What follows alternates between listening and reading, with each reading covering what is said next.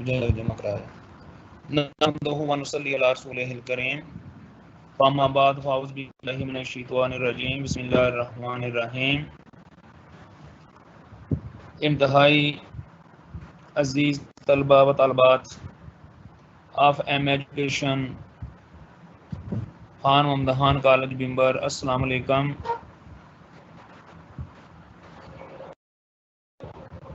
I feel pleasure to say you welcome in this class. I also feel pleasure that our syllabus is going to end, and today I am going to question number 43, 44 and 45, 43, 44 and 45 and 46। असल में का जो lecture number 43 था ये शुरू था कि बिजली जो है ये ख़त्म हो गई, चली गई, इसलिए मैंने इसको दोबारा रखा है। इसका मैं थोड़ा सा एक रिव्यू करूँगा। कल हमने ये पढ़ा था कि जो टीचिंग मेथड्स होते हैं इनकी नीड्स क्या हैं, इनका एडवांटेज क्या है बच्चों, और इनकी क्या सूटेबिलिटी है, और हम कैसे बच्चे जो हैं उनको हम यानी कि ऐसा अंदाज में आगे लेके चल सकते हैं।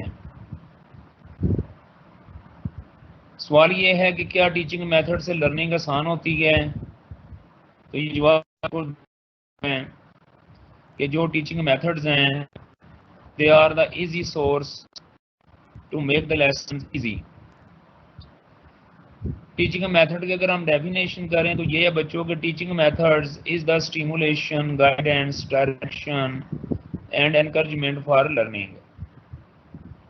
तो ये डेफिनेशन आप लोगों ने याद करनी है कि जो टीचिंग मेथड्स होते हैं ये स्टिमुलेशन होती है, एक तहरीक होती है, मोटिवेशन होती है, एक गाइडेंस एक रहनुमाई होती है, डायरेक्शन एक सिमत होती है, एंड एनकरेजमेंट और एक हौसला होता है, एक हौसला होती है फॉर लर्निंग, सीखने के लिए। तो जो टीचिंग मेथड्स होते हैं बेसिकली ये लर्निंग के लिए बड़ा आम रोल अदा करते हैं। उसके बाद जो मुख्तलिफ जो टीचिंग मेथड्स हैं उनकी कैटेगरी है, लेक्चर मेथड्स होते हैं, डिमॉन्स्ट्रेशन मेथड है, लेक्चर डिमॉन्स्ट्रेशन है, टीम टीचिंग मेथड है, इंडिविजुअलाइज्ड इंस्ट्रक्शन है, हिस्टोरिकल मेथड है, वगैरह वगैरह। और आगे जैसे क्वेश्चन आंसर मेथड है, इंटरैक्टिव प्रोसीजर है, ग्रुप डिस्कशन मेथड है, ट्यूटोरियल मेथड है, सेमिनार मेथड है, पैनल मेथड है और सिंपोजियम है। तो बच्चों ये जितने भी हैं ये सारे के सारे जो मेथड्स हैं वेरी इंपॉर्टेंट। आगे आगे बातचीत होगी ये लेक्चर नंबर 44 में। तो असल में कल मैंने जैसा आपके सामने ये शेयर किया था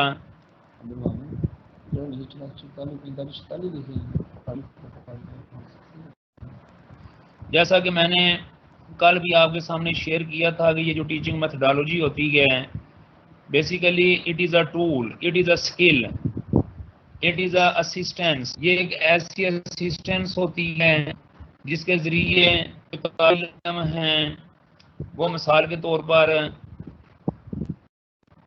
इजी फील करते हैं, आसानी के साथ सीखते हैं, उनके लिए जो प्रॉब्लम्स होती हैं वो रिड्यूस होती हैं और जो लर्निंग होती है ये ईजी होती है। तो लिहाजा आज ये कि मैं वो तो चले रिवाइज मैंने यानी कि जो चीज़ें कुछ कहनी थी कि वो बताएं। हम इस यानी कि जो स्लाइड अभी आपको नज़र आ रही है इसको अगर हम देखें कि learning control teaching, self study, लेसियस, fair teaching, program instruction, self direction learning, library methods, computer assistant instruction, laboratory methods, assignments.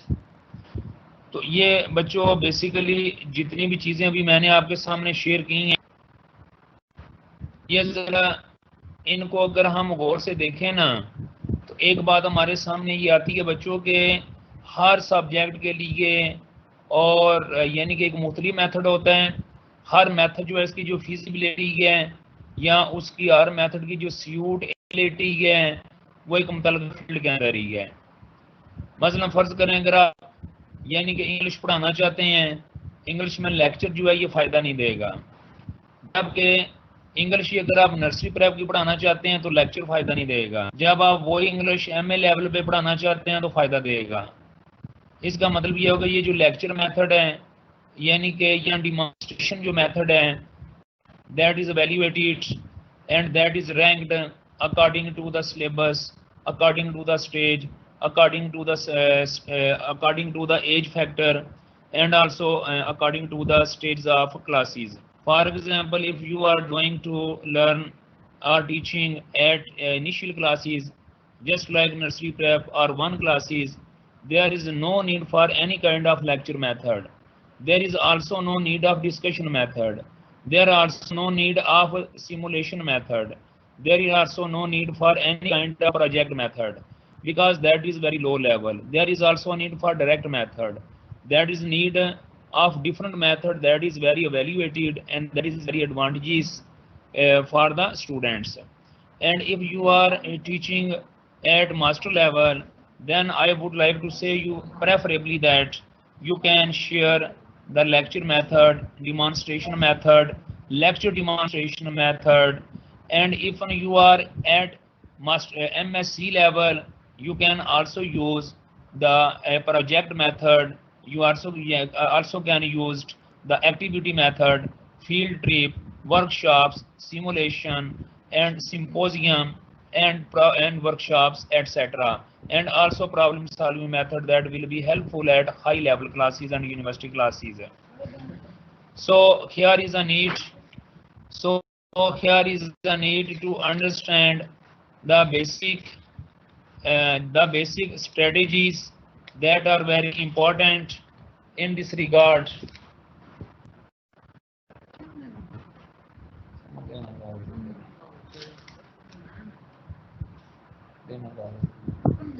नहीं मैं नहीं देना कागज।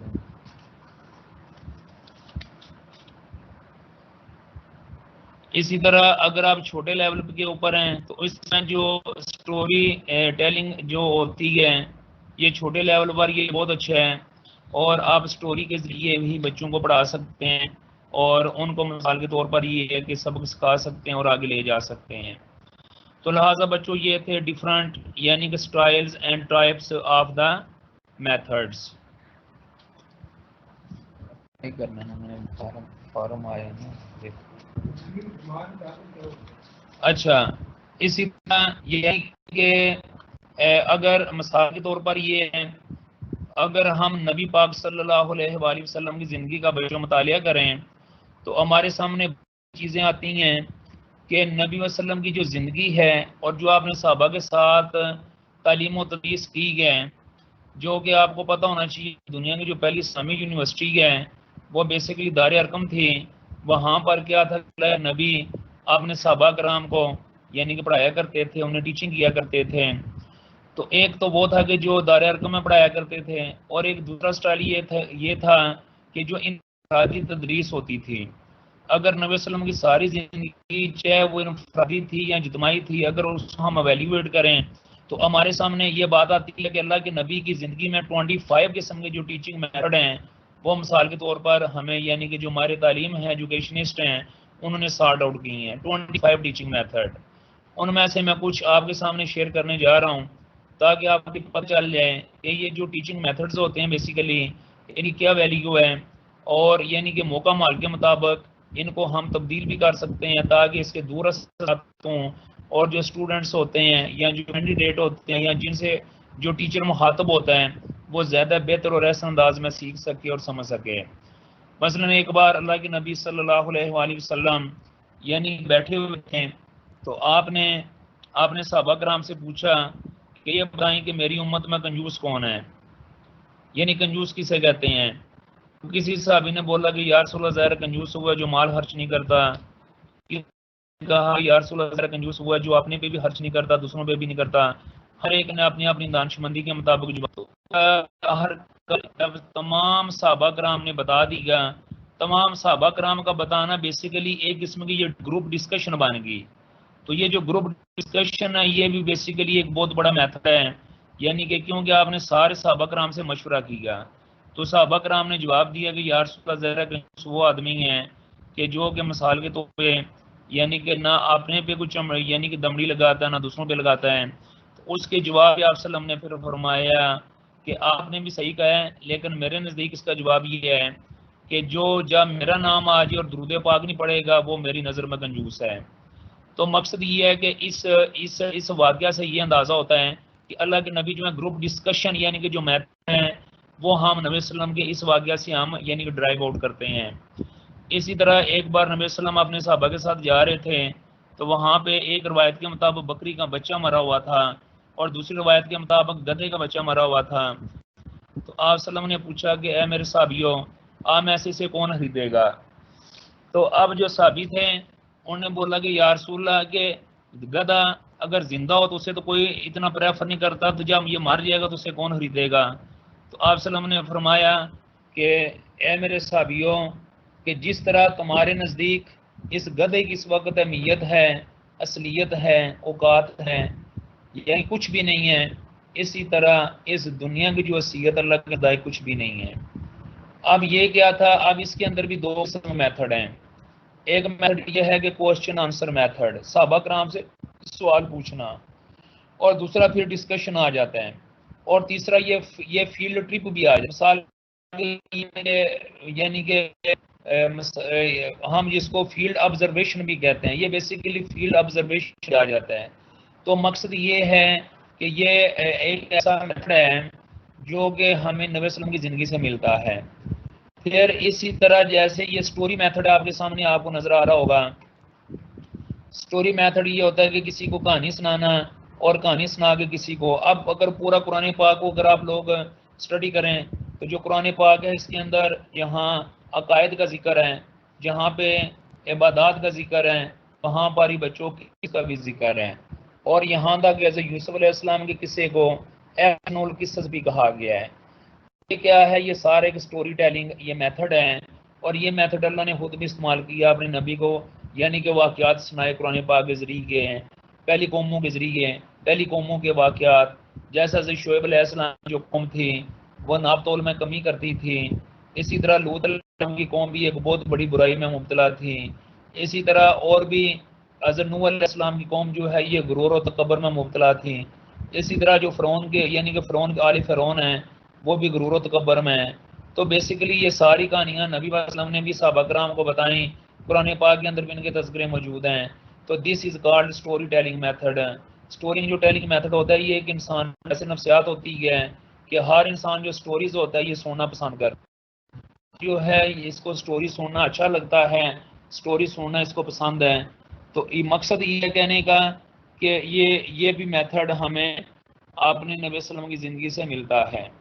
तो मकसद ये है कि ये जितने भी मेथड्स हैं ये आप समझ लें कि ये हमें नबी वसल्लम की ज़िंदगी से, कुरान पाक से, ये सारे के सारे जो मेथड हैं इनको हम ड्राइव कर सकते हैं और हमें ये मिलते हैं, और इनके मुताबिक मिसाल के तौर पर हम अपनी ज़िंदगी को, अपनी जो टीचिंग है, अपनी जो तदरीस है बच्चों, उसको हम आसान बना सकते हैं।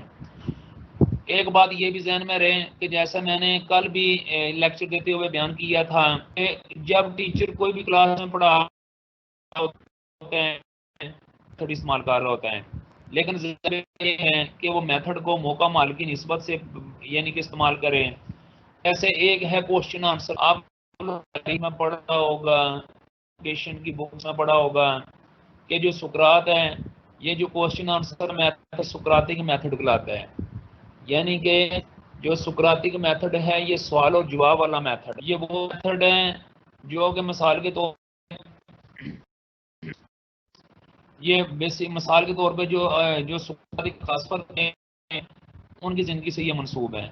अब जो सुकरात फिलासफर जो थे वो बेसिकली अपने जो साथी थे, आपने जो उनके जो स्टूडेंट थे उनसे वो सवालात पूछते हैं, और वो जो सवालात हैं वो मिसाल के तौर पर सवाल की शक्ल में होते हैं और उनके यानी कि वो जवाब दिया करते थे। जमा करा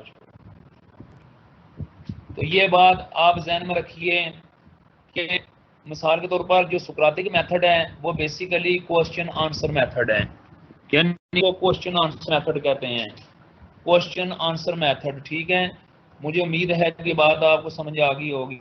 अब उसके बाद और यहाँ तक के जो सुकरात था ना, इसने ये खुद भी सवालात करता था और इसने अपने जो स्टूडेंट्स हैं उनके लिए भी लाजम करार दिया हुआ था कि वो भी सवालात किया करें, और जो लोग और जो सवालात नहीं करते थे उन्हें मिसाल के तौर पर ये अपनी जो इसने उसमें ये नहीं आने देता था। बल्कि इनके बारे में बहुत मशहूर वाकया भी है कि ये रोजाना आपने जो शागिर्द उन्हें कहा करते थे कि घर से सवाल करके लाएं, और आपने जो शागिर्द इनके ये सब किया करते। एक दिन ऐसा हुआ कि तो उसको सवाल का तैयार करके लाना है, तो उसने बोला जी ठीक है, मैं उस्ताद मोहतरम सवाल तैयार करके लाऊंगा, एक जो पूछूंगा। तो जिस वक्त दूसरा दिन आया तो आपने पूछा हाँ भी बेटा आपने कौन सा सवाल तैयार किया है? उसने आगे से जवाब दिया कि मैं सोचता रहा, मैं नहीं आया, मैं आज जरूर सोच के आऊंगा, कल आप करूंगा आपके सामने। सुकरात ने बोला हाँ ठीक है, अगर तुम कल ना सवाल सोच के आए तो फिर क्या है, तुम्हारा इनका दाखिला बंद हो जाएगा और तुम्हें एकेडमी से बाहर निकाल दिया जाएगा। वो दूसरे दिन वो बेचारा दिन भर रात भर सोचता रहा कि मैं क्या सवाल करूं। उसके जहन में ऑप्शन आया, 12 लड़कियों के रेगुलर वो एकेडमी में। उस्ताद साहब ने बोला हाँ भी तुमने आज कौन सा सवाल पूछा है? उसने जवाब दिया कि सर, आज से वो ना बोला, उसने बोला कि मुझे एक दिन का और मौका दिया जाए। उसने बोला अच्छा चलें, आपको मैं एक और मौका दे देता हूँ, और ये आपके लिए आखिरी और लास्ट मौका है, लास्ट वार्निंग भी है और लास्ट चांस भी है। जब तीसरा दिन आया तो बाकी जो सवाल बच्चे हैं उन्होंने एक एक सवाल तैयार किया हुआ था, और वो जनरल सवाल होते थे कायनात के बारे में, फल्कियात के बारे में, ज़मीन और आसमान के बारे में, तुम के बारे में। तो उन्होंने बोला हाँ जी, तो बेटा क्या सवाल सोचे आज? उसने आगे से बोला कि उस्ताद मोहतरम मेरी समझ में तो कुछ नहीं आ रहा था, अब अगर आप कहते हैं मैं एक सवाल पूछ लेता हूँ कि बताएं कि अगर सूरज को आग लग जाए तो फिर क्या होगा? तो मकसद कहने का ये है कि बाज़ जो लोग होते हैं उन बेचारों को सवाल करना ही नहीं आता, उनकी इतनी स्किल नहीं होती। फिर जो रस्तू है इसने बड़ी पाबंदी के साथ, यानी कि आपने जो स्टूडेंट्स हैं, शागिर्द हैं, उनकी ये ऐसे तरीके से इसने टीचिंग की उन्होंने कि आखिरकार इनके जो तालिब इल्म हैं वो बड़े दुनिया में नामवर इंसान बने। तो मकसद ये कि जब कोई भी इंसान यानी क्वेश्चन आंसर का मेथड इस्तेमाल करता है तो उसके नतीजे के तौर पर क्या होता है कि जो सबसे पहली बात होती है वो होती है थिंकिंग, इसमें बड़ा सा शामिल होता है। जब बच्चा कोई सवाल पूछता है तो वो पूछने से पहले कुछ देर वो थिंक करता है, और थिंकिंग करने के बाद ये सारा कुछ करता है। तो लिहाजा जिस अमल में थिंकिंग का परअसर शामिल हो जाए, वो मिसाल के तौर पर असल में तो जो जितना भी करता है, जो कुछ भी है, बेसिक इसका मकसद क्या होता है कि इंसान का जो विजन है, जो सोच है, ये थोड़ी सी ब्राडन हो, ये बड़ी हो, पैदल है। तो लिहाजा ये मिसाल के तौर पर जो सवालात पूछ के बच्चे को सोचने का मौका मिलता है, इस तरह वो जो बच्चा है वो सोच समझ के जवाब देता है, इससे उसकी जो थिंकिंग है, उसका जो ब्रेन है, उसका जो दिमाग है, अक्ल है, सोच है, वो बढ़ती है। उसके बाद ये टीचिंग मेथड्स अभी 3 मैंने सेक्शन में जिस मेथड का पहले मैंने इंतखाब की है उस मेथड का नाम है लेक्चर मेथड। ये सबसे पहला मेथड है, यानी है लेक्चर मेथड। देखें जी, जो लेक्चर मेथड है ना, ये सबसे ओल्डेस्ट, ये सबसे पुराना तरीका है। अगर ये कहा है कि लेक्चर मेथड है, ये सबसे पहले हज़रत आदम अलैहिस्सलाम ने स्टार्ट किया था, तो ये भी बात गलत करी है। यानी कि जब भी कोई लेक्चर होता है, जब भी किसी को कोई भी नबी आके तबलीग करता है, लोगों को समझाता है, he is on the state and position of lecture, तो वो लेक्चर दे रहा होता है। तो मकसद ये कहने का ये बच्चों की जो लेक्चर मेथड है बेसिकली ये एक ऐसा मेथड है जिसके ज़रिए जो टीचर होता है या जो मेंटर होता है, मेंटर MENTOR मेंटर होता है, जो टीचर होता है या कोई भी जो मतलब आदमी होता है या स्टेट्समैन होता है, वो क्या कर रहा होता है कि वो अपने ख्याल अपनी बातों के ज़रिए दूसरों तक पहुंचा रहा होता है। अब हम पढ़ेंगे आज हम इस लेसन में लेक्चर जो मेथड है इसके हवाले से पढ़ेंगे। The lecture is a procedure consisting of the clarification or the explanation of facts, principles or relationships। ये बेसिकली ये जो लेक्चर होता है ये एक ऐसा प्रोसेस होता है जो कि मुश्तमिल होता है किस चीज़ के ऊपर, यानी कि एक्सप्लेनेशन ऑफ फैक्ट्स, जो हक़ाइक़ की तफसील होती हैं उन पर ये मुश्तमिल होता है, जो उसूल होते हैं उनकी तफसील पर मुश्तमिल होते हैं, जो मुख्तलिफ़ किस्म के तल्लुकात होते हैं, मजमून से मजमून के तल्लुकात, करिकुलम से तल्लुकात, सिलेबस से तल्लुकात, हर चीज़ के बारे में जो तल्लुकात हैं या कोई भी जो रिलेटेड मटीरियल होता है उसके बारे में ये डिस्कस करते हैं। उसके बाद है अ lecture from the lecture meaning reading process is an oral presentation intended to present information or teach people about a particular subject। Basically जो लेक्चर है ये बच्चों इसकी डेफिनेशन है, और ये डेफिनेशन जो है ये यहाँ पे बताती है कि जो एक लेक्चर होता है ये असल में एक फ्रेंच लफ्ज़ है, फ्रेंच लफ्ज़ का लेक्चर उससे लिया गया है। एक बात ही याद रहे कि आम तौर पर आप जितनी भी टर्मिनोलॉजी देखें, जितनी भी टर्मिनोलॉजीज देखें, हमें 3 किस्म की जो ज़बानें हैं उनके मिसाल के तौर पे बड़े यानी का रूप मिलेंगे। एक लैटिन वर्ड्स मिलेंगे, ग्रीक वर्ड्स मिलेंगे और फ्रेंच वर्ड्स मिलेंगे। सबसे ज़्यादा लैटिन है, उसके बाद फिर ग्रीक हैं, और तीसरे नंबर पे जो आता है ना वो आता है मिसाल के तौर पर फ्रेंच का नाम आता है। फ्रेंच बेसिकली फ्रांसीसी ज़बान को कहते हैं।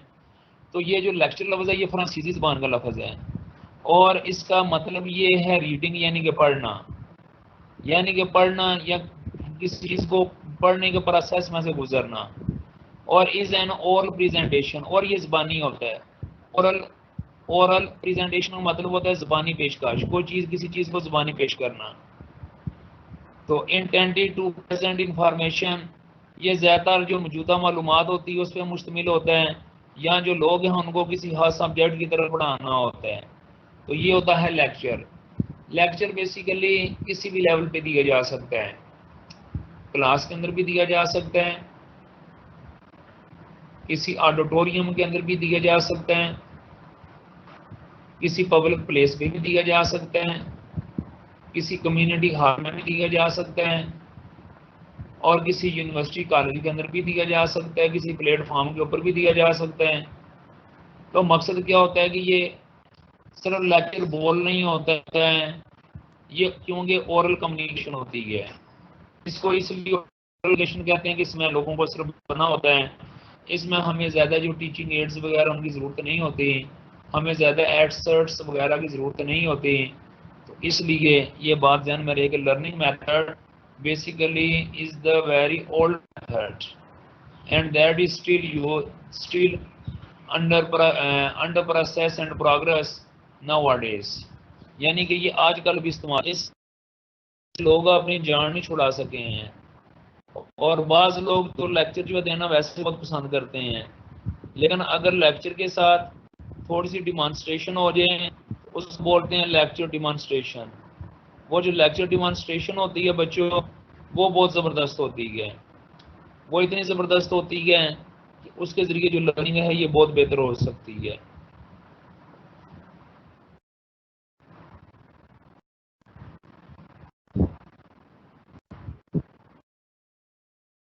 अब हम यानी कि ये तो आपको पता चल गया कि जो लेक्चर मेथड है इसमें कोई चीज़ पढ़ानी होती है, कोई समझानी होती है, बच्चों तक अपने जो आइडियाज़ होते हैं, जो व्यूज़ होते हैं वो कन्वे करने होते हैं, और बच्चों तक यानी कि जो मुख्तलिफ किस्म की मालूमात होती है वो शेयर करनी होती है।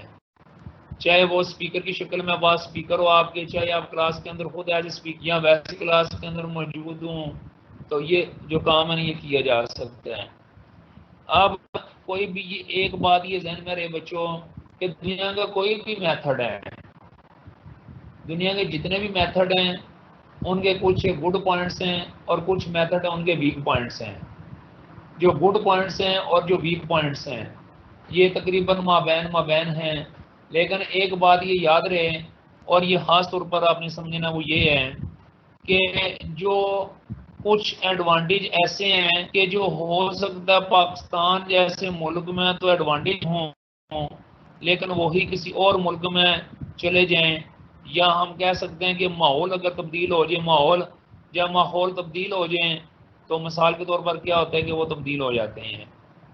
हो सकता है कि जो लेक्चर मेथड है वो आप किसी ऐसी जगह पे दे रहे हो कि यहाँ पे आपके पास ना वाइट बोर्ड हो, ना आपके पास मल्टीमीडिया हो, ना कोई और चीज, तो वहाँ पर फिर कौन सा टाइम यानी कि बेहतर रहेगा, जो लेक्चर मेथड है ये बेहतर रहेगा, क्योंकि इसके लिए सिर्फ आप खुद होने चाहिए, आपकी ज़बान एक्टिव होनी चाहिए, आप खुद एक्टिव होने चाहिए, तो आप लेक्चर दे सकते हैं। अब जो इसके एडवांटेज है उसमें नंबर 1 है फैक्चुअल इंफॉर्मेशन। फैक्चुअल इंफॉर्मेशन, क्योंकि हम इस्लामी तनाजुर में ये बात कर रहे हैं, लिहाजा जो फैक्चुअल इंफॉर्मेशन है वो यही है कि लेक्चर मेथड के अंदर जो फैक्ट होते हैं वो बयान किए जाते हैं। जो लेक्चर मेथड होता है इसमें टू दी पॉइंट बात की जाती है, इसमें बच्चों को सारा कुछ ज़बानी बता दिया जाता है, और जब बच्चों को ज़बानी बताया जाता है तो वो बच्चे उसे बहुत ज़्यादा लर्न करते हैं।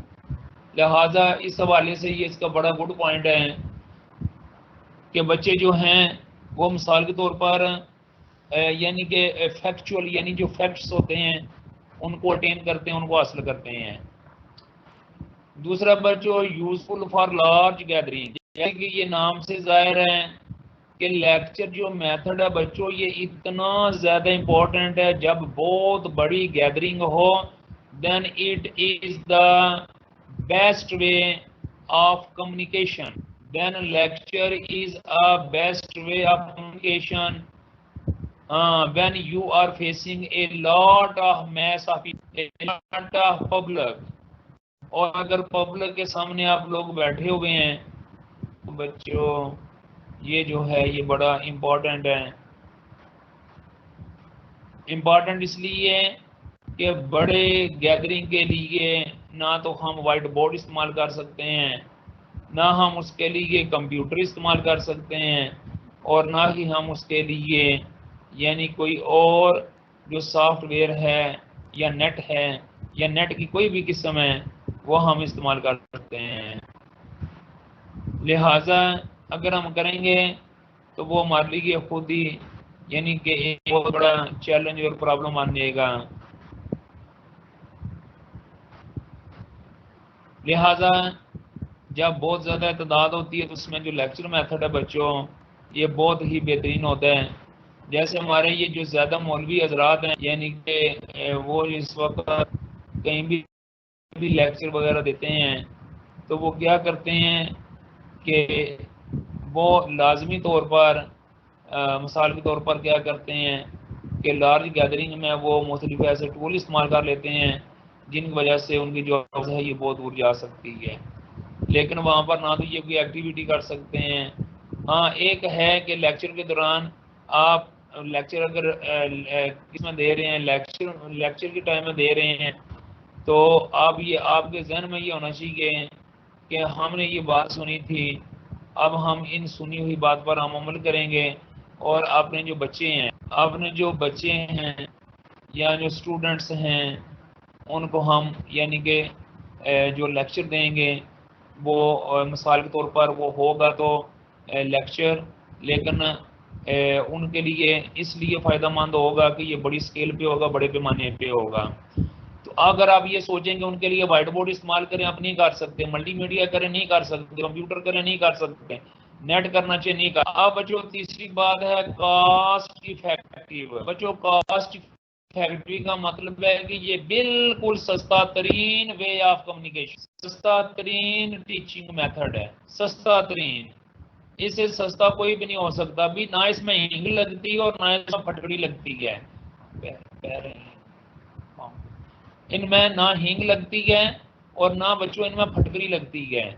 यानी कि ज़बानी क्लास में या किसी टीचर चला जाता है और वो 5, 10, 15, 20 मिनट, आधा घंटा लेक्चर दे के वापस आ जाता है।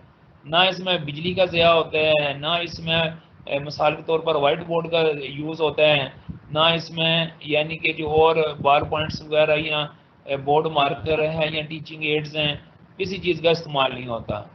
इसमें तो सिर्फ एक बंदा चाहिए, वो जाता और जाके लेक्चर दे के वापस आ जाते। इसको कॉस्ट इफेक्टिव यानी कि सस्ता तरीन जरिया, ये भी इसका एक एडवांटेज है लेक्चर जो मेथड है इसका।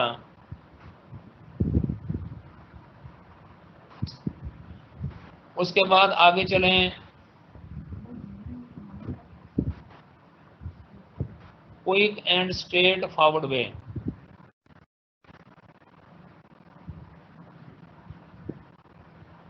बच्चों ये क्विक एंड स्ट्रेट फॉरवर्ड वे का मतलब है कि ये बहुत तेज रफ्तार और डायरेक्ट असरअंदाज होने वाला मेथड है। यानी कि लेक्चर मेथड की बच्चों सबसे बड़ी खूबी ये है कि ये एक ऐसा मेथड है जो कि तेज रफ्तार भी है और जो कि इत्तल पसंद भी है। ये लोग खुद यानी कि इस चीज़ का समझ लें कि वो करते हैं, अरेंज करते हैं। और यानी कि इसमें जो क्विक मेथड है, इस यानी क्विकनेस होती है लेक्चर मेथड के अंदर, या जस्ट फॉर ग्रांटेड अगर आप तौर पर क्लास के अंदर मौजूद हैं, टीचर आपको कहता है जी कि आप जाएं और जाके आप लेक्चर दें, तो आप क्या करेंगे, फौरी तौर पे जाएंगे, जाके लेक्चर देना शुरू कर देंगे और मिसाल के तौर पर सीधे तरीके से आप बात करके वापस आ जाएंगे। तो ये भी इसकी एक बहुत बड़ी खूबी है कि इसके लिए हमें टीचिंग एड्स नहीं बनानी पड़ती, इसके लिए हमें बिजली का नहीं करना पड़ता, इसलिए हमें वाइट बोर्ड की ज़रूरत नहीं होती, जरूरत नहीं होती, और ना ही टीचर चेयर की ज़रूरत होती है, ना टीचर डाइस वगैरह की ज़रूरत होती है। ये तो एक डायरेक्ट यानी कि मतलब ये है कि एक लेक्चर ही होते हैं जो कि दूसरों को दिया जाता है, लिहाजा इसलिए इसे कहा जाता है it is a quick method. बच्चों उसके बाद नंबर 5 है useful methods for auditory learner.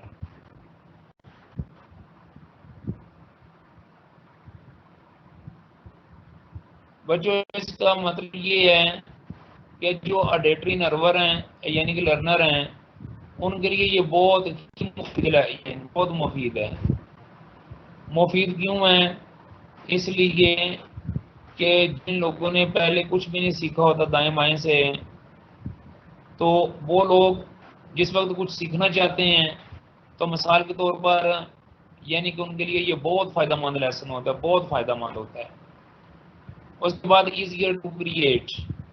Easier to create का मतलब होता है इसको बनाना, इसको तश्कील देना, इसको यानी कि अमली शक्ल में लाना बहुत ज़्यादा आसान होता है।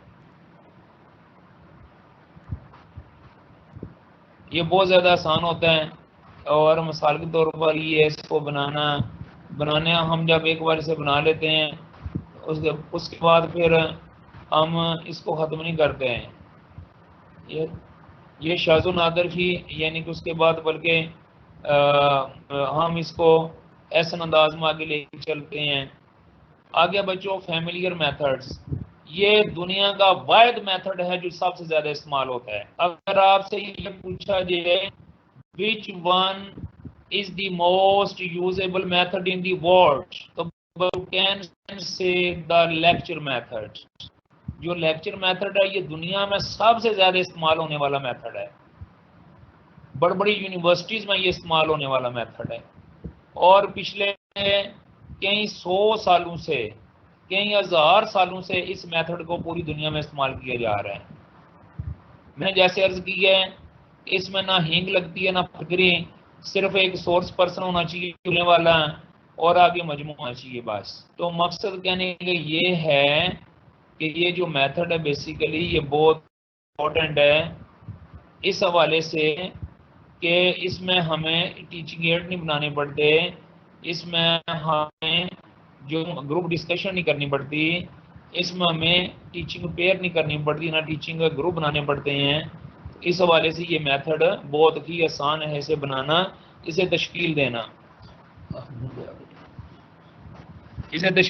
इसे बनाना यानी कि बहुत आसान है।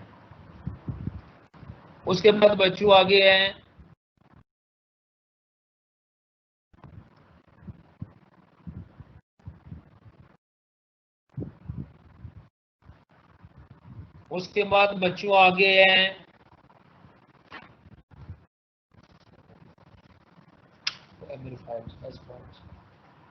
ईजियर टू क्रिएट के बाद है फैमिलियर मेथड राहर पे टाइम सेविंग। ये बाज मेथड बच्चों ऐसे हैं कि उनके टीचिंग एड्स बड़े बनाते या उनके जो टीचिंग एड्स हैं उनको बनाते हुए काफ़ी टाइम लगता। बाज फर्ज करें चार्ट्स बनाने के लिए बाज के चार्ट्स बनाए जाते हैं, बाज के फ्लैश कार्ड्स बनाए जाते हैं, बाज के मल्टीमीडिया के ऊपर मुख्तलिफ किस्म की प्रेजेंटेशंस बनाई जाती हैं। लेकिन ये मेथड इस हवाले से बहुत ज़बरदस्त है कि ये सारी इन चीज़ों से आज़ाद है। इसमें इंसान जो टाइम है ये बहुत ज़्यादा बचत होती है, और जो टाइम है ये बहुत ज़्यादा इसमें वो फ़ायदा होता है थोड़े टाइम पे।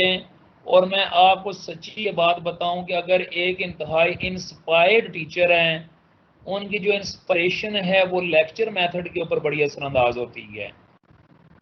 यानी कि inspiration of a teacher affects subordinates या अफेक्ट द स्टूडेंट्स। जो इंस्पिरेशन है किसी भी टीचर की वो अगर उसमें शामिल है, देखना जी इंसान की जो ज़बान होती है, इंसान की जो ज़बान है ना, ये सबसे यानी कि बड़ा इखलाक वाला या एक ऐसा टूल है जिसके ज़रिए इंसानों को मोटिवेट किया जाता है, इंसानों को बनाया जाता है, इंसानों को तराशा जाता है, उन्हें पॉलिश किया जाता है। और ये इसलिए तो ये जो ज़बान है ना, अगर ये कहा जाए ना कि lecture method basically is a tongue method, तो ये बात भी गलत नहीं है, क्योंकि इसमें ज़्यादा इस्तेमाल टंग का ही होता है। इसमें ज़्यादा जो इस्तेमाल है वो लेक्चर में यानी कि ज़बान का इस्तेमाल होता है। तो जितनी आपकी ज़बान अच्छी होगी, जितनी ज़बान में खुश अखलाकी होगी, जितनी आपकी जो ज़बान है उसमें मोहब्बत होगी, उतना ही ये जो लेक्चर है वो बेहतरीन होगा। उतना ही जो लेक्चर है उसके असरात ज़्यादा होंगे, वो जो स्टूडेंट्स हैं उन पर असरात ज़्यादा पड़ेंगे, वो जो स्टूडेंट्स हैं वो ज़्यादा बेहतर अंदाज में सीखेंगे, वो जो स्टूडेंट हैं वो ज़्यादा बेहतर अंदाज में समझेंगे। लेकिन अगर एक ऐसा टीचर जो कि लेक्चर मेथड तो इस्तेमाल कर रहे हैं but he is unaware about the pros and cons of the good relationship, good communication, he will not get the 100% results whatsoever he wants. एक टीचर बात करने को उसे करफ्त है, सख्त लफ्ज इस्तेमाल करता है, मुश्किल लफ्ज इस्तेमाल करता है, लेकिन उसके लेक्चर का कोई फायदा नहीं और उसके लेक्चर को कोई भी तवज्जो से नहीं सुनता। मैं आपको एक दो मिसाल दूंगा फिर आपको पता चल जाएगा।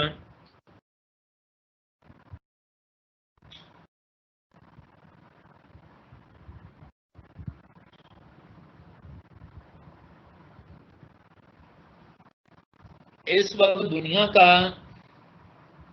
सबसे बड़ा लेक्चर मेथड जो इस्तेमाल वाला इंसान है, और उसके लेक्चर मेथड में मौजूदा पिछले 10 सालों में बल्कि 20 सालों में सबसे ज़्यादा आने वाले जो लोग हैं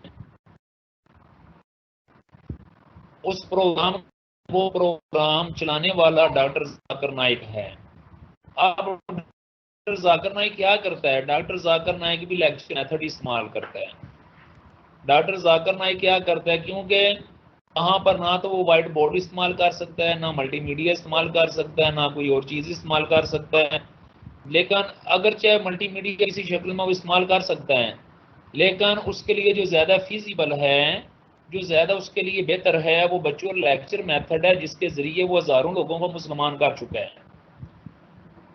उसकी ज़बान में एक नॉलेज है, एक मिठास है, आर्गूमेंट्स ने उसे स्कॉलर बना दी है।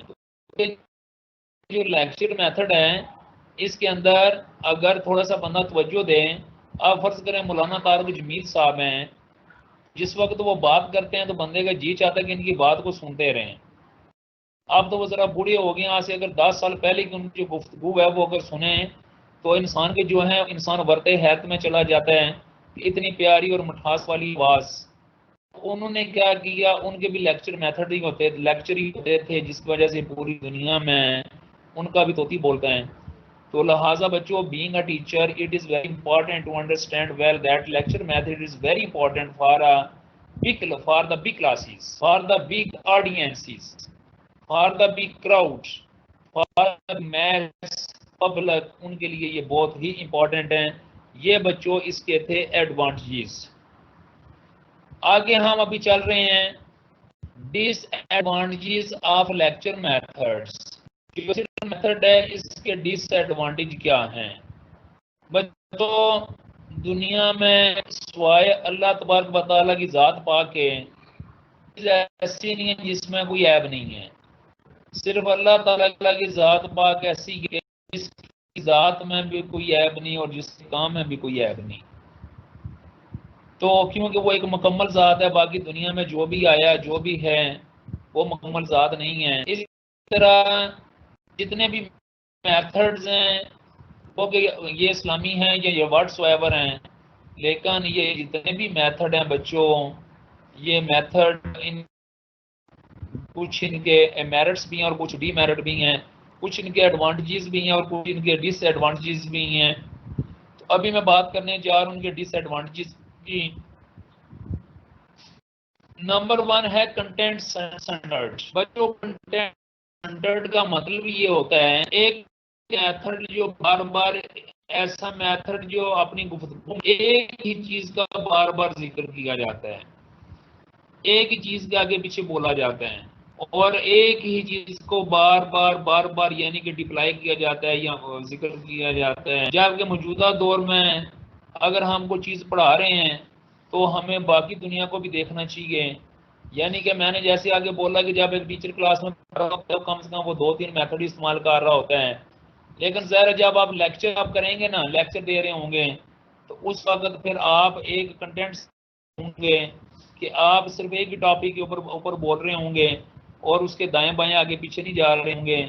जबकि एक ही मौजू पे बार बार सुनना या काफ़ी देर तक सुनते रहना बोरियत का स्वभाव बन जाता है।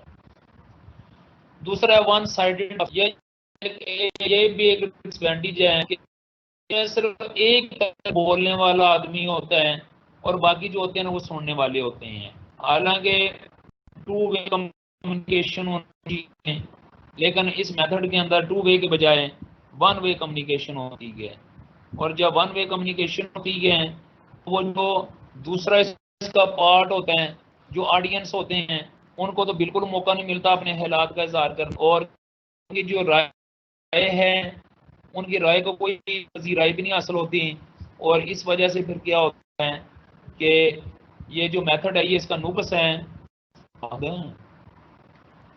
इसका जो नुक्स है वो ये है कि एक ही तरफ आदमी को अफेयर करता है, लेकिन जो दूसरी तरफ से इनका जो है वो नहीं। तीसरा, नीड प्रोफिशिएंट ओरल स्किल्स। लेकिन जी कि हर इंसान के बस की बात नहीं कि वो डॉक्टर जाकिर नाइक जैसा बन सके या मौलाना तारिक जमील जैसा बन सके या मिसाल के तौर पर और जो बड़े बड़े फिलासफर हैं उन जैसा बन सके। इसलिए कि उनके लेक्चर का जो अंदाज है वो इतना ज़बरदस्त है कि उनमें बहुत ही यानी कि शाइस्तगी होती है, उनकी ज़बान में मिठास होती है और मिठास के साथ कॉन्फिडेंस भी होता है और कॉन्फिडेंस के साथ आर्गूमेंट्स भी होते हैं। तो लिहाजा ऐसा ऐसा यानी कि ऐसी जो सलीतें हैं ये सब को हासिल नहीं हो सकती। लिहाजा सिर्फ सिरे अदर ना मारी सिर्फ वो करी बस। लिहाजा ज़रूरत इस चीज़ की होती है कि मिसाल के तौर पर सारे लोग जो हैं, क्योंकि तमाम तार लोग एक जैसे सलीतों के साथ तो पैदा होते नहीं है ना, लिहाजा नीड प्रोफिशिएंट ओरल स्किल्स। इस लेक्चर मेथड का ये बेसिकली ड्रॉबैक है कि इसमें बहुत ज़्यादा जो ज़बानी सलीतें होती हैं उनकी ज़रूरत होती है, और हर इंसान के बस में नहीं होता कि वो जो है ना अपने अंदर ज़बानी आला जो सलीतें हैं वो रखें। Teacher need special oral skill in delivering lecture. If they do not have this skill, then lecture become boring and uninteresting. आप जरा देख लेंगे, ये आपके सामने लिखा हुआ है कि अगर टीचर के अंदर ये स्किल नहीं है कि वो अच्छे अंदाज में लेक्चर दे सकता है, तो फिर उसका जो लेक्चर होगा वो बोरिंग भी होगा और अनइंटरेस्टिंग, यानी कि बोरियत भी पैदा करेगा, थकान भी पैदा करेगा, और अदम दिलचस्पी का बायस भी होगा, उसमें दिलचस्पी नहीं होगी। तो बेसिकली इसकी वजह क्या है? इसकी वजह ये है कि जब लोग अपनी ज़ुबान का इस्तेमाल सही करते, उसमें मिठास नहीं रखते, इस तरह के प्रॉब्लम होते हैं। तो ये भी बेसिकली एक इसका ड्रॉबैक है मेथड का। उसके बाद नंबर 4 है पैसिव ऑडियंस। बच्चों, पैसिव ऑडियंस का मतलब है कि जो सुनने वाले होते हैं वो तो बेचारे दे आर सिटिंग मम, वो खामोश बैठे होते हैं, वो आगे से कोई रिस्पांस नहीं दे सकते हैं, वो आगे से कोई भी बता नहीं सकते हैं। अगर उनको किसी चीज़ की समझ ना आए तो वो पूछ भी नहीं सकते। इसलिए कि जो लेक्चर देने वाले हैं वो मिसाल के तौर पर लगातार और बड़ी रवानगी के साथ और बड़ी तसलसल के साथ अपना लेक्चर दे रहे होते हैं, लिहाजा उसका लेक्चर हमें सुनना ही पड़ता है और बोलना बहुत कम, बोलने का बहुत कम मौका मिलता है।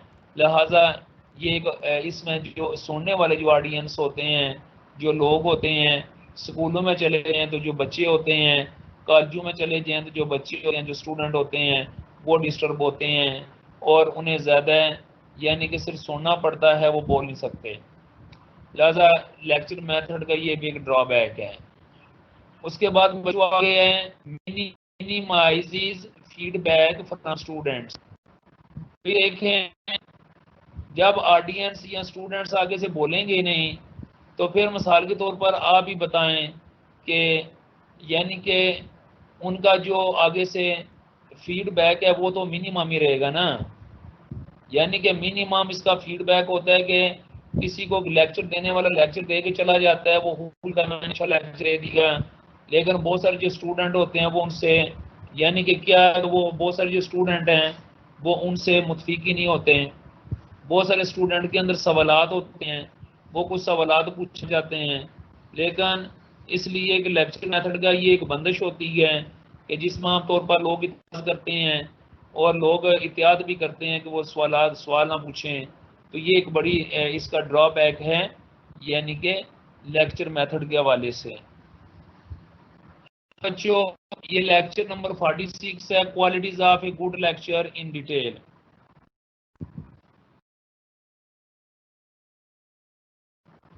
जो एक अच्छा लेक्चर होता है, जो लेक्चर मेथड है उसी के ये तबस्त से ये आगे लेक्चर है। लेक्चर ये बेसिकली हमने बताना है qualities of a good lecture यानी क्या हैं। जो एक गुड लेक्चर होता है बच्चों, उसकी पहली बात ये होती है जो कि आपने जहन में रखनी है, a good lecture is a basically manage lecture in time. अच्छा जो लेक्चर होता है बच्चों, उसकी क्वालिटी ये है कि इसको अच्छे तरीके से मैनेज किया जाता है। क्या किया जाता है? अच्छे तरीके से उसे मैनेज किया जाता है और सही अपने टाइम पे वो दिया जा सकता है या दिया जाता है। इसमें ये खतरा नहीं होता कि बिजली चली जाएगी, इसमें ये खतरा नहीं होता जी कि बैटरी डिम हो जाएगी। इसमें तो टीचर ने जाना होता है और पढ़ाना शुरू कर देना होता है, लेक्चर देना शुरू कर देता होता है। ये इसकी एक अच्छी क्वालिटी है और ये जो क्वालिटी है ये मिसाल के तौर पर एक अच्छे लेक्चर की है। दूसरा है अवॉइड एनोइंग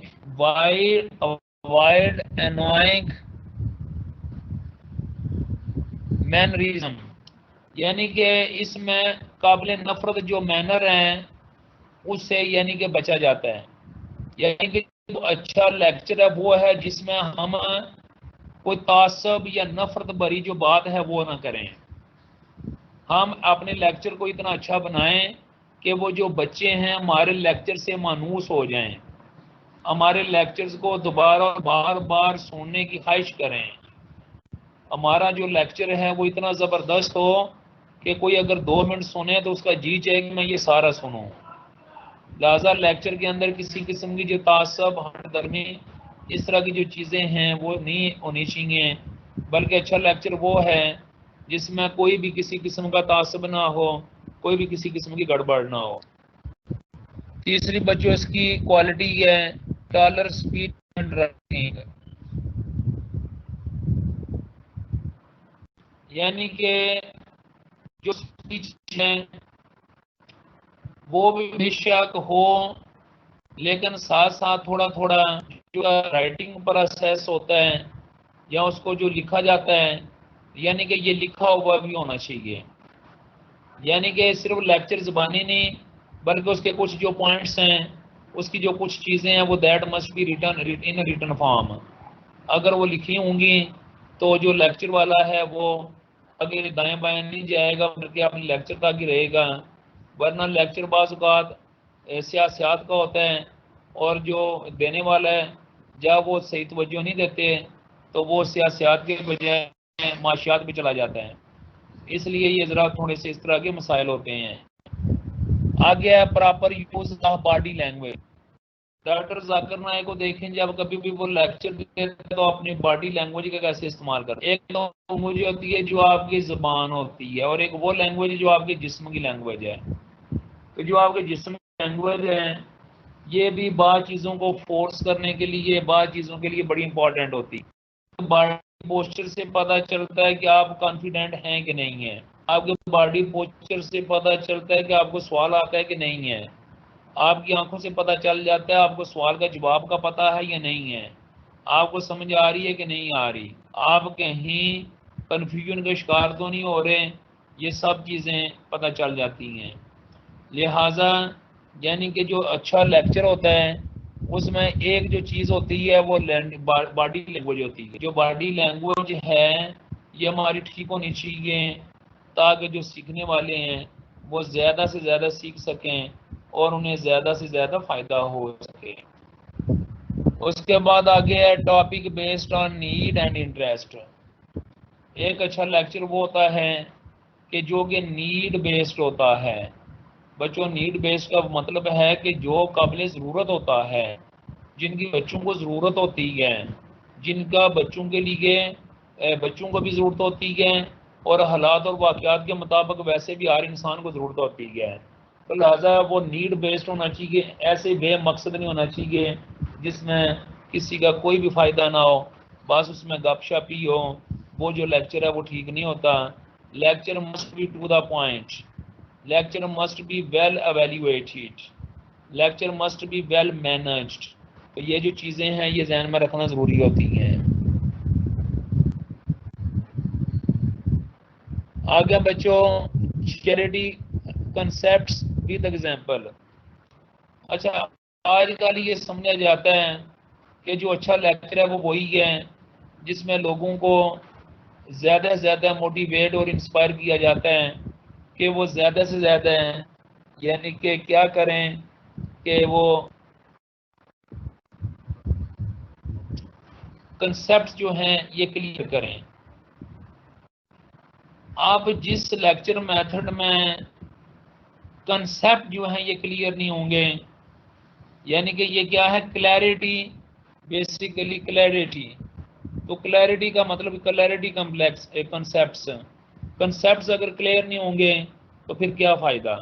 लेक्चर देना भी कोई इतना आसान काम नहीं होता जब तक आपके अपने तसव्वुरात, नज़रियात, एहसासात क्लियर नहीं होते आप दूसरों के साथ बात ही नहीं कर सकते, आप अपनी बात को दूसरों तक पहुंचा ही नहीं सकते। बच्चों, ज़रूरत इस चीज़ की है कि हम ये समझें और हमें पता होना चाहिए कि जो क्लैरिटी कंसेप्ट्स हैं वो अगर हमने गुड लेक्चर के ज़रिए हासिल हो सकते हैं तो आप भी अंदाज़ा लगाएं कि वो लेक्चर हमें कितने हाई लेवल करना पड़ेगा। ऐसा लेक्चर जो हमारे कंसेप्ट जो कुछ बताना चाहते हैं बच्चों को क्लियर कर दे, उसके लिए हमें बहुत ज़्यादा तैयारी की ज़रूरत होगी। लिहाजा बात जहन में रहे कि क्लियर कंसेप्ट करना ये एक अच्छे लेक्चर की पहचान है। उसके बाद बच्चों लेक्चर विद रिस्पेक्टिविटी ऑफ स्टूडेंट्स, वो एक है, a good student must go up and down, a good student, a good teacher must go up and down according to the mental level of the student। यानी जो अच्छा teacher होता है वो मिसाल के तौर पर यानी कि तालिब इल्म होते हैं कि जो दानिश होती है उनकी जो सोच होती है उसके मुताबिक ऊपर और नीचे आकर काम कर रहा होता है, अपने अल्फाज इस्तेमाल कर रहा होता है। तो लेक्चर मेथड एक अच्छा वो है जिसमें बच्चों की दानिश के मुताबिक बात की जाए, बच्चों की सोच के मुताबिक बात की जाए, है उसका लेक्चर दिया जाए, उस लेवल के उनके लिए अल्फाज इस्तेमाल किए जाएं। अगर आपके सामने 4 क्लास बैठी है या प्राइमरी सेक्शन है तो उनके लिए तो आपको बहुत ज़्यादा हल्की उर्दू की ज़बान इस्तेमाल करनी पड़ेगी, और अगर आपके सामने BA MA बैठे लोग बैठे हुए हैं तो आपको उस वक़्त उनके लेवल की ज़बान इस्तेमाल करनी पड़ेगी। और ये सारी की सारी चीज़ें बच्चों ये बेसिकली हमें आती हैं और हमें हासिल होती हैं बेसिकली कहाँ से हासिल होती हैं हमें, यानी कि एक गुड लेक्चर का अगर हमारे अंदर सेंस है तो फिर हमें ये सारी चीज़ें हासिल होती हैं। और अगर हमारा जो काम है वो सिर्फ यानी कि फॉर नथिंग है या डंग टपाव वाली बात है तो उसमें हम चूँकि सही तैयारी नहीं कर सकते, इस वजह से जो हमारा वो लेक्चर है वो डिस्टर्ब होता है। तो शॉर्ट मैं आपके सामने अभी ये शेयर करूँगा कि जो गुड लेक्चर होता है बेसिकली इसमें कोई नफरत वाली बात नहीं होती, इसमें तसब वाली बात नहीं होती, इसमें यानी कि ये जो गुड लेक्चर होते हैं इसके जो पॉइंट होते हैं उनको लिखा हुआ होना चाहिए, कुछ कुछ पॉइंट, सारी तकरीर तो नहीं बंदा लिख सकता लेकिन कुछ कुछ पॉइंट लिखे होने चाहिए।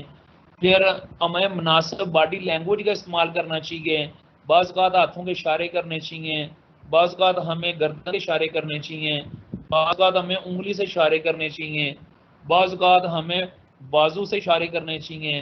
These are the basically main points of the good lecture and the body posture and the body जो लैंग्वेज है that is also very important in this regard. तो लिहाजा इस चीज़ को मद्देनजर रखते हुए फिर उसके बाद जो लेक्चर है that must B need based, वो नीड बेस्ड होना चाहिए, ऐसा नहीं होना चाहिए जो पुराने ज़माने का और जिसका लोगों को कोई फ़ायदा ना हो, हालात और वाक़यात को मद्देनजर रखते हुए देना चाहिए।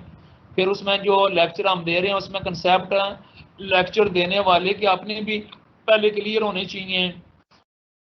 फिर उसके बाद जो दूसरा है अगर उसके अपने कंसेप्ट क्लियर होंगे टीचर के तो स्टूडेंट है उनके कंसेप्ट भी क्लियर हो सकेंगे, और अगर वो खुद क्लियर नहीं है तो वो मिसाल के तौर पर स्टूडेंट यानी कैसे क्लियर हो सकेगा। फिर उसके बाद यानी कि हमें जो मैनेज लेक्चर इन टाइम, हमें अपना जो लेक्चर है मुकर्रा वक्त पे शुरू करना चाहिए और मुकर्रा वक्त पे ख़त्म करना चाहिए।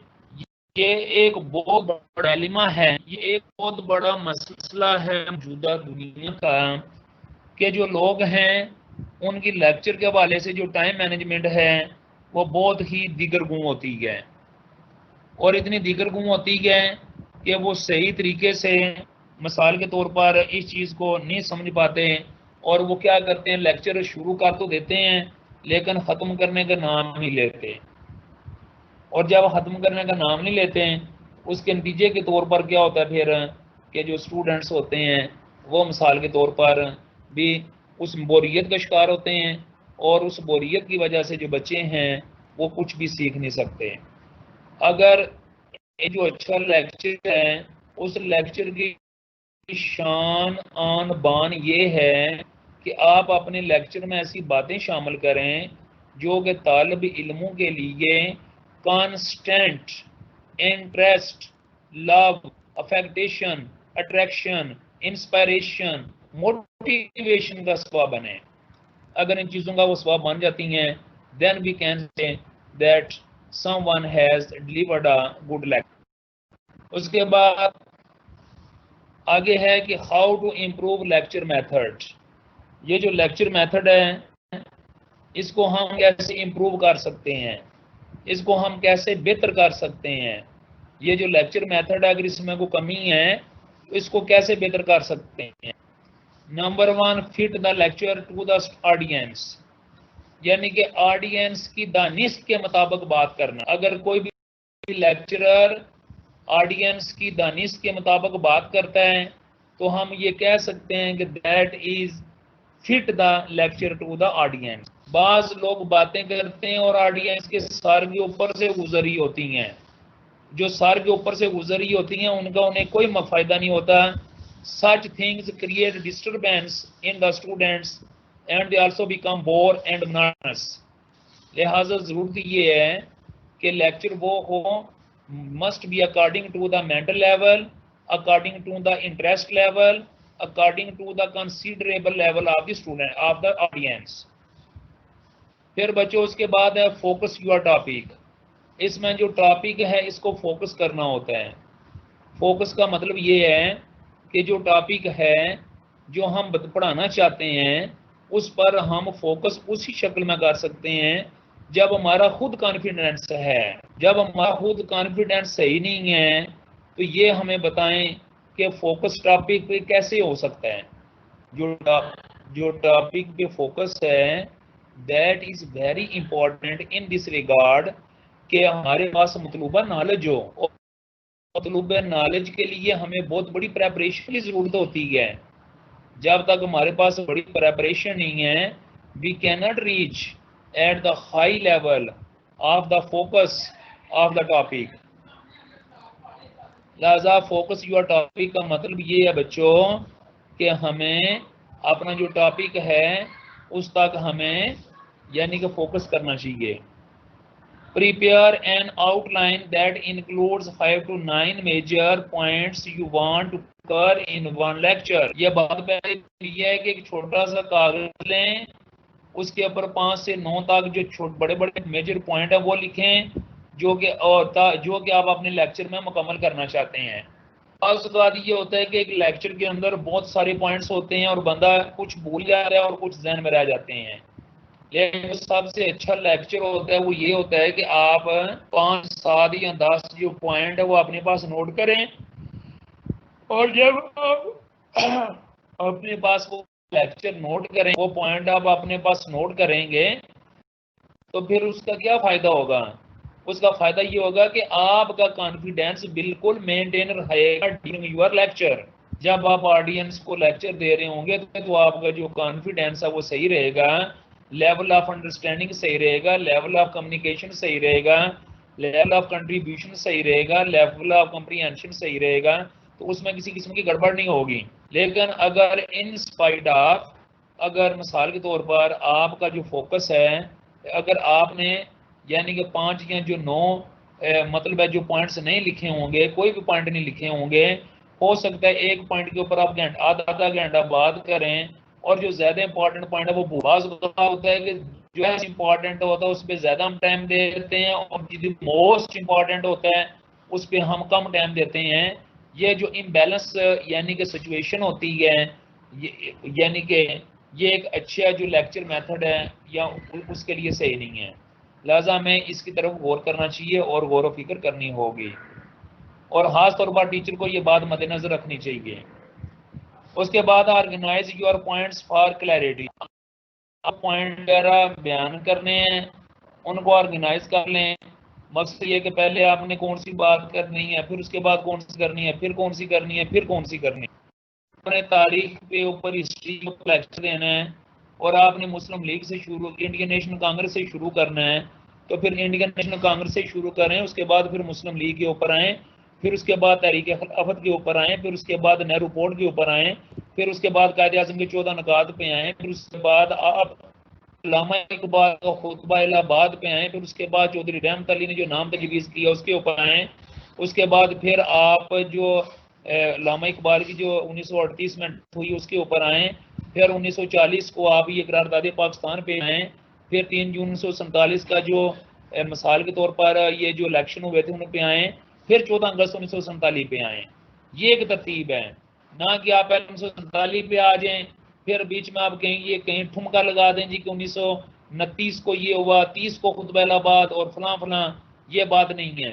टू दी पॉइंट में उसमें हमें ऑर्गेनाइज करना होगा जो अपने अपने पॉइंट है ताकि वो क्लियर रहें। उसके बाद रिपीट पॉइंट्स व्हेन नेसेसरी, यानी जब आप पहला पॉइंट बयान कर चुके हैं तो जब कभी जरूरत हो तो आप उसको रिपीट कर सकते हैं। हम भी अक्सर ऐसा यही करते हैं। मिसाल के तौर पर जब कभी हमें जरूरत होती है, हम कभी सुकरात का भी हवाला देते हैं, कभी अफलातून का देते हैं, जैसे को मौका माल के मुताबिक होता है। पुराने पाक का भी हवाला देते हैं, नबी वसल्लम की जिंदगी और उसपे हसना का भी हवाला देते हैं सल्लल्लाहु अलैहि वसल्लम की। तो इस तरह मिसाल के तौर पर हम जो भी हवाला सिचुएशन के मुताबिक नेसेसरी होता है वो देना चाहिए। ऑडियंस नोटिस देयर फीडबैक, हमें आपने जो ऑडियंस है उनके बारे में भी आगाह रहना चाहिए, उनका जो फीडबैक है उनके बारे में भी हमें पता होना चाहिए। और सबसे बड़ी ये बात है कि अगर हमें फीडबैक में कोई नेगेटिव चीजें मिलती हैं तो उनका शुक्रिया अदा करना चाहिए। हमें उन लोगों का शुक्रिया अदा करना चाहिए जो हमें हमारी कमजोरियों के बारे में बताते हैं। लेकिन हमारे यहाँ तो ये सारी उल्टा गंगा बहरी होती है कि जो लोग हमें बताते हैं हम उल्टा उनको कोसना शुरू कर देते हैं, हम उल्टा ये नेगेटिव लेना शुरू कर देते हैं। ये बात बिल्कुल दुरुस्त नहीं है। जो हमारी बेहतरी चाहता है वो हमें जरूर टोकेगा, जो हमें सुनता है वो हमें जरूर टोकेगा, वगैरह वगैरह। और हमें उन लोगों का हौसला बढ़ाना चाहिए, उनका मशकूर होना चाहिए। और सबसे बड़ी ये बात है कि बी एंथुसियास्टिक, पुरजोश रहना चाहिए इंसान को, जुनून वाला रहना चाहिए इंसान को। अगर हमने लेक्चर मेथड को इम्प्रूव करना है तो हमारे अंदर एक स्टेमिना होना चाहिए। There must be a stamina, there must be a rhythm, there must be a excitement, there must be a will. तो ये जो विलफुल एटीट्यूड है ये हमारे अंदर होना चाहिए। जब विलफुल एटीट्यूड होगा हमारे अंदर तो फिर बच्चों हमें किसी किस्म का कोई भी प्रॉब्लम नहीं होगा। तो हमारा जो लेक्चर होगा वो भी इंशाल्लाह बेहतर होगा। एक बार फिर मैं रिपीट किए देता हूँ कि हम अपने लेक्चर को इस शक्ल में बेहतर कर सकते हैं कि अगर वो ऑडियंस की समझ के मुताबिक होगा, उनकी दानिश के मुताबिक होगा, उनकी सोच के मुताबिक होगा, उनके जहन को मद्देनजर रखते हुए हम अल्फाज इस्तेमाल करेंगे। फिर हमारा जो मेन फोकस है वो हमारे टॉपिक के ऊपर होगा। फिर हम एक आउटलाइन बना लेंगे, यानी जो मेन मेन पॉइंट है वो किसी कागज के ऊपर लिख लेंगे ताकि लेक्चर के दौरान हम एक एक करके उनके ऊपर डिस्कस कर सकें।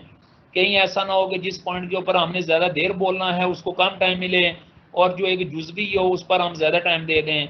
फिर इसके अलावा ये है कि हमें अपने जो पॉइंट हैं उनको सही तरीके से ऑर्गेनाइज करना है कि पहले कौन सी बात करनी है फिर कौन सी करनी है, यानी स्टेप वाइज हमने क्या कुछ करना है।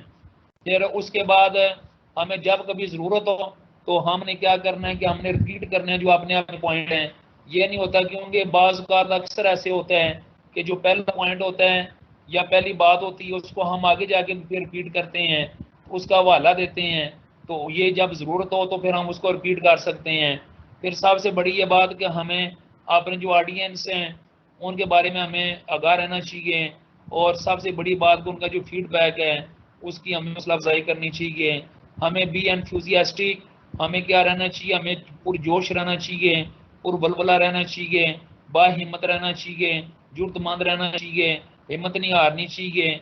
और मिसाल के तौर पर जब लेक्चर दे रहे हों पूरे जोशो जज्बे के साथ देना चाहिए, विद फुल कॉन्फिडेंस देना चाहिए, विद फुल प्रेपरेशन देना चाहिए ताकि जो ऑडियंस है उनके ऊपर एक अच्छा इंप्रेशन पड़े, एक अच्छा एक सोच डेवलप हो और कोई भी किसी किस्म का जो है जो नेगेटिविटी या वो सेंस पैदा ना हो। बच्चों अल्हम्दुलिल्लाह आज हमारे 3 लेक्चर नंबर 40 कल 43 थोड़ा सा रह गया था उसको मैंने कवर कर दी। 44 45 46 लेक्चर हो गए हैं इंशाल्लाह। तो मेरे लेक्चर 46 आज मुकम्मल हो गए हैं अल्हम्दुलिल्लाह। कल 47 और 48 लेक्चर हो जाएंगे। इस तरह आपका सिलेबस यानी कि जो कि हमने मुकम्मल कराना था वो इंशाल्लाह मुकम्मल हो जाएगा। कल मेरे 2 फाइनल लेक्चर भी हो जाएंगे इंशाल्लाह 47 और 48। तो मैं इसी के साथ आपसे इजाज़त चाहूँगा। अल्लाह ताला आपको अपने हिफ्ज़-ओ-मान में रखे। अल्लाह ताला तमाम दुनिया की जो सलामतियाँ हैं, जो रहमतें हैं, जो बरकतें हैं, जो अफ़ियत है और जो खैर व अफ़ियत है वो अल्लाह ताला आपको अता करे। और हमें भी अता करे, तमाम मुसलमानों को अता करें। Thank you very much. मैं मैं इस दुआ के साथ आपसे इजाज़त चाहूँगा कि अल्लाह तबारक व तआला मुझे भी जो दीन का इल्म है उस पर अमल करने की तौफीक अता फरमाए और आपको भी अमल की तौफीक अता फरमाए, और हमें इस इल्म को ज़्यादा से ज़्यादा दूसरों तक पहुँचाने के लिए हमें मौका और अपनी मोहब्बत, अपनी मदद, नुसरत और हमें यकीन अता फरमाए। Thank you very much for listening. अल्लाह हाफिज़। अभी कल इंशाल्लाह जो आखिरी 2 लेक्चर हैं 47 और 48 ये मैं डिलीवर करूँगा। विद दिस अल्लाह हाफिज़।